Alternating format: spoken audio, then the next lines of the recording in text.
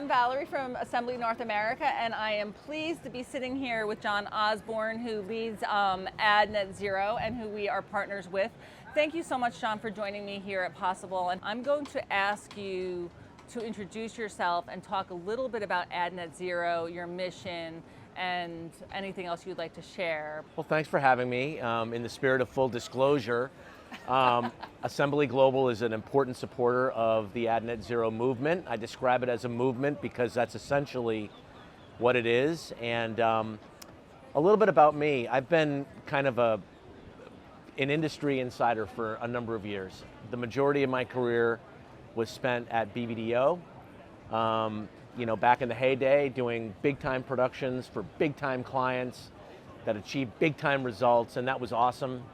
And I was given I was humbled to be the CEO for 13 years. And then I made the shift over to media to learn, but also to kind of take some of what I had learned in the creative world and apply it to the media world. So what does that mean? It means more accountable, frontline business, trusted advisors, really being attached to client relationships.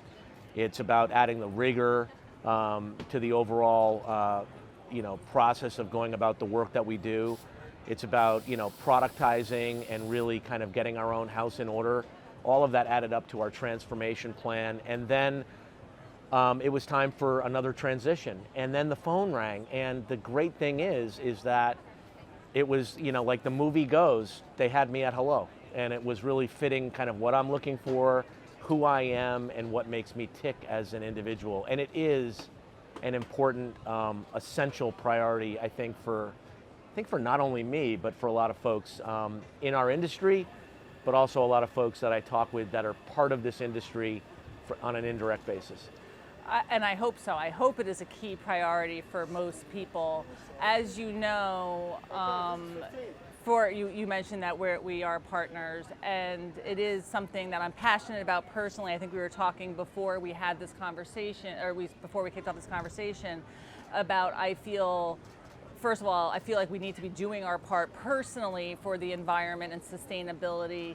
But I also have two daughters who hold me accountable. I just had my New Jersey accent come out there. Two daughters who hold me accountable, 17 and 18 years old, and complain every day that we're leaving a world behind for them to try to have to fix, and they don't think it's solvable.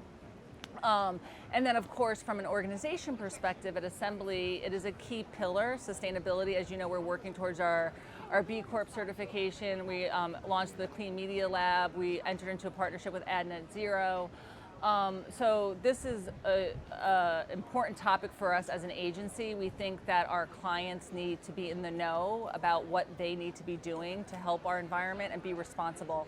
So can you talk a little bit about the mission of Ad Net Zero and what you're hoping that marketers are doing to help push that mission forward? Thanks for that question. So I'll pick it up with your personal story, because a lot of folks that are in this industry, they're people too, and they've got drivers and interests and this, that, and the other. So we're very similar in that we both have an 18-year-old and a 17-year-old. And it's amazing how talking about sustainability and important things along those lines is an icebreaker. It opens up lines of communication because kids, they care about it. So that commonality that we share, even though we're clearly different people, that's kind of really the whole ethos behind Ad Net Zero. It's bringing people together, finding the commonalities of things and differences and changes that we want to make to better the industry, and importantly, better how we show up in service for our clients. And that's really what this mission is all about. Everybody says they care about the environment. A lot of, when I go into rooms and I say, who in the room really cares? A lot of hands go up. And then folks get involved in having the conversation with us, and they want standards, and they want frameworks. And then I'm like, well, let's talk about Ad Net Zero. And they're like, well, hold on, it's very confusing out there. I want to be super clear. This thing moves faster and with greater intent the more support we have. It's just that simple. There's a lot of complexity behind that curtain, but it's really, the mission is that simple. We are looking for as much support as we can behind our efforts to unify the industry and get in place the right frameworks, the right standards, so that we as an industry can more consistently figure out where we are today so that we can more intentionally lower carbon emissions in the work that we do going forward. A lot of folks say, well, clearly your mission is to, tell agencies who they should or shouldn't work with. That's not our mission. Others do that, and they can let them do what they do, and that's great. That's a noble mission. But our mission is focused more on what we have the capability to affect, which is how we go about the work that we do. In other words, our operations. How do we measure carbon as we go into a production job? And how do we plan for that? How do we make the decisions that are going to still produce a great output? But it just causes producers to be thoughtful about, do we go to South Africa? And I'm not saying you shouldn't. I'm just saying be thoughtful about the choices you make. The same way we would consider choices based on cost, we should also make decisions that are based on what the related carbon load is of the decision. I flew on an airplane down here to this conference. Why am I here? Because I need to be here because the people I'm talking with are here. But I made a choice in terms of how I flew. I picked the cabin, I picked the seat, I picked the time. I was thoughtful about that because I know enough to be roughly right in terms of my own personal carbon emissions that are associated with how I go about the work I do. That is essentially what AdNet Zero is, but more on a macro scale, across media, across events, across everything related to advertising. So in today's climate of social, environmental, economic, brands feel very much that they have to take a stand, or in agencies too, that they commit to something, they have to take a stand, but they don't follow through. I think that's one key thing where I think at Assembly is really a priority for us, that we don't want to just promote something. We're not trying to get on the bandwagon, but that if we're going to commit to something, that we have to deliver, because that is key to who we are. But I find that happens generally in the social and environmental and economic climate that we see today, that people are like, oh, we have to take a stand here, but then there's no follow through, there's no investment. To your point about the wrong conversations, it's like, I want to know how is Assembly going to be held accountable? Yeah. How are we going to measure success? So knowing that, what are key things that brands and marketers could be doing to be making an impact in our environment and our carbon footprint?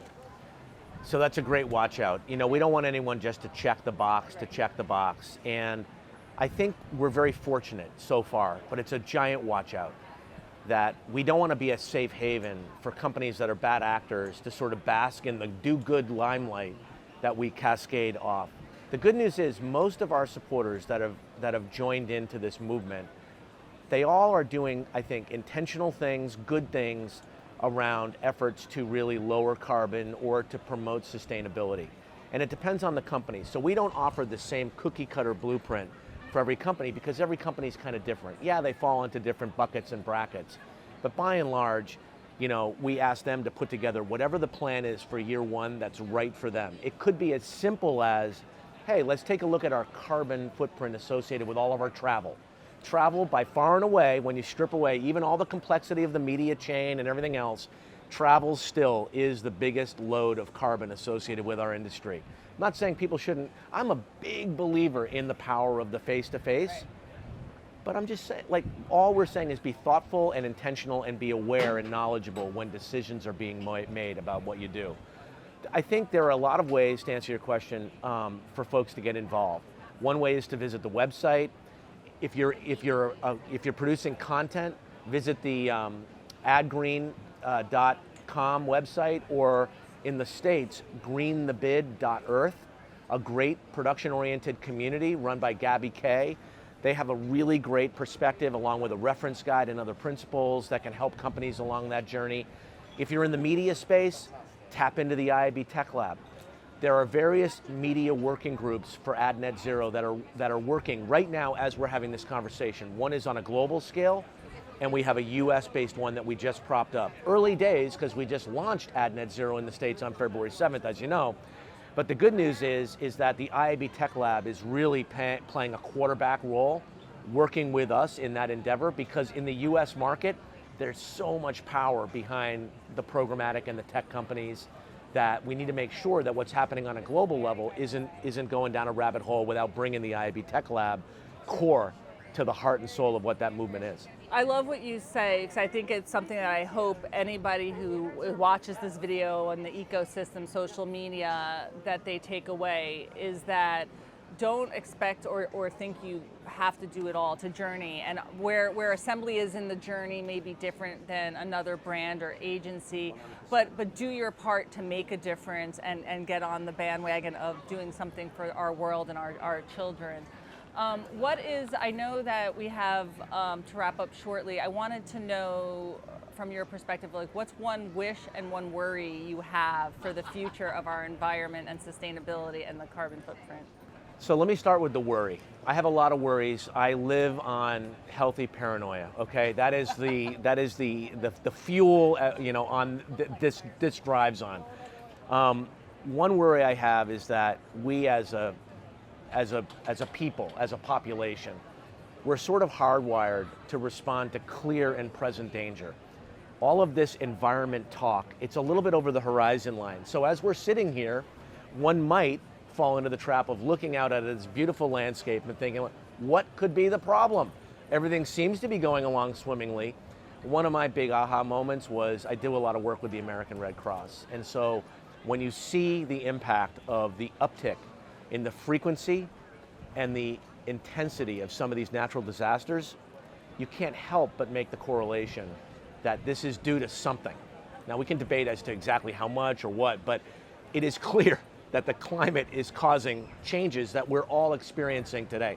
So one worry I have is, how do we bring everybody along to understand that this is just as an important criteria and a worry and a need that we are facing as something that would be just as intense as someone stepping out on a dark alley as we're walking back from dinner asking for, something valuable that we're carrying. It's that critically important is what it is. Another worry I have is paralysis. To your earlier point, we've got to be like perfectly right. No, you don't. Right. There's a spoiler alert. You don't have to be perfect.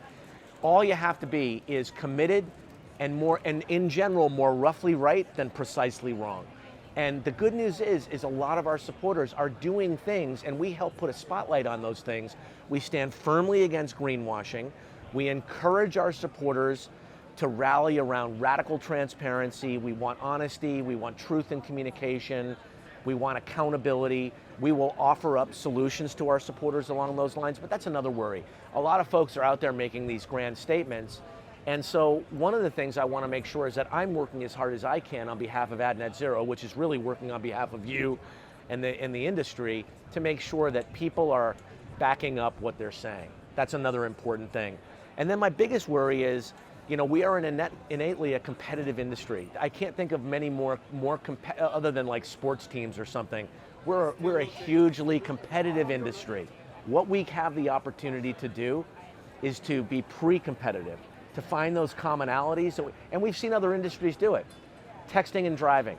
A lot of the various wireless carriers got together and they did something about it. The spirits industry, they've gotten together and they have a whole movement around that.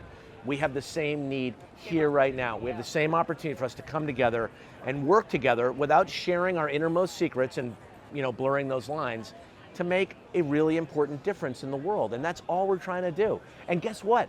I'm in business of putting myself out of business. I shouldn't be here in 2 years. This thing should be up and running, and standards and frameworks should be in place. And maybe I'll be here doing something else, but this is the opportunity and the challenge that we're facing into. And I'll say this. No other industry also has shown through history, time and time again, that up against the biggest challenges, whether it be war times or horrible things that have happened or great recessions, the advertising industry, when it's at its best, can restore spirits, motivate people, bring people together. We have the power, we just have to do it. And that's what you're doing. I wish others would jump on board. There's no reason not to. It's like minimal threshold. We do hold you accountable to a degree, but we want to really educate you, get you up and running, and then we'll do this thing together. So I want to leave you with, because you had talked about the wish and the worry and... Wishes and worries. That should be a headline of our next talk. Wishes and worries. It's my boss always says, well, give me one wish and one worry, so I figured I would... I love that. I didn't know that. But there is,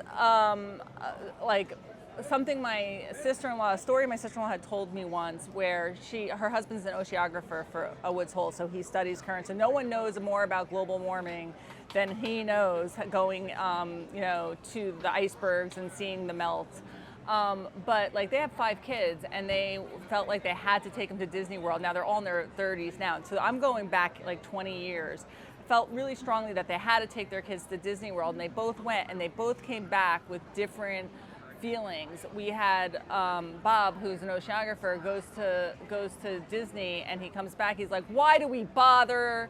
Like, 'cause, they were recycling before anyone was probably recycling. And he's like, "Why do we bother? Like, it doesn't even make a difference. Look at this," because all he saw was the garbage is overflowing at Disney. And my sister-in-law came back saying, "We have to do more. Like, this is crazy." And so she was even more committed. Obviously, Bob, given his profession, was also equally committed. But it was just a feeling of angst that he had, that we're not doing enough, and it's his business to really try to educate and reverse this trend that we're seeing in our world. We have to. Yeah, we absolutely do. I know we're at time. This was one of my favorite interviews. This is passionate for me. It's a key, important priority for our organization. I thank you, John, for your partnership. I thank you for this conversation. And I wish you well and hope you enjoy the rest of Possible. And I look forward to having a drink with you later. I appreciate that. And can I just also echo that thank you? Everybody that might be watching this, don't discount the impact of every single person at Assembly Global. You all make a difference. If everybody does a little thing, you know what that does? It adds up to something more significant. And that's really important. There's nothing you can do too small or too big that will make a difference. All of it adds up to something bigger than you or me or even you listening. But that's the opportunity that we have in front of us. Well, I appreciate that. Thank you so much. Thanks. And thanks to everybody at Assembly Global.